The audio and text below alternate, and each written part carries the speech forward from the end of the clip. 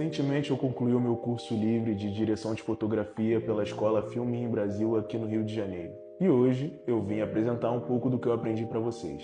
Caso você esteja se perguntando, esse é o Termos do Cinema Parte 2.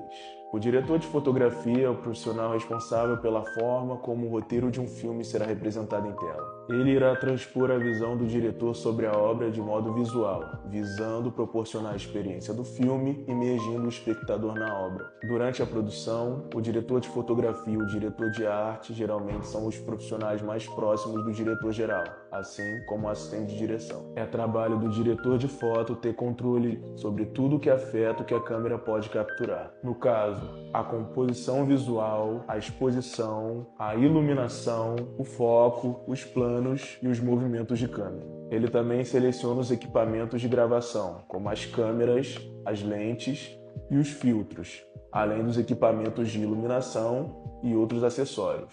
A equipe de direção de foto, na maioria dos casos, é composta por o primeiro assistente de câmera, que é o braço direito do diretor de foto durante a produção.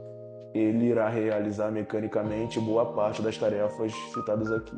O segundo assistente de câmera, que carrega e descarrega a câmera, que rotula e troca chassis, e preenche e bate a claquete.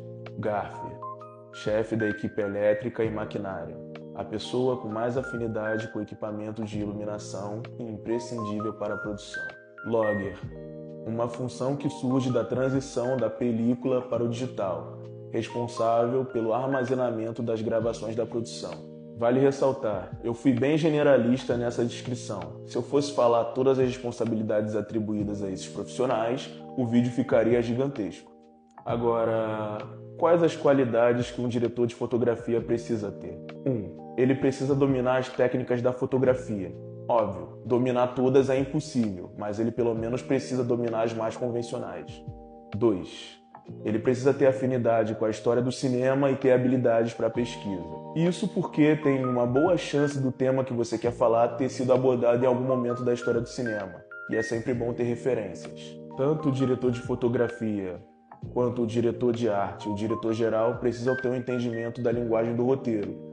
Isso porque o entendimento da história é imprescindível para criar uma identidade visual. O diretor de foto precisa saber trabalhar em equipe. Isso geralmente não é problema quando você está começando, pois as produções menores demandam menos pessoas.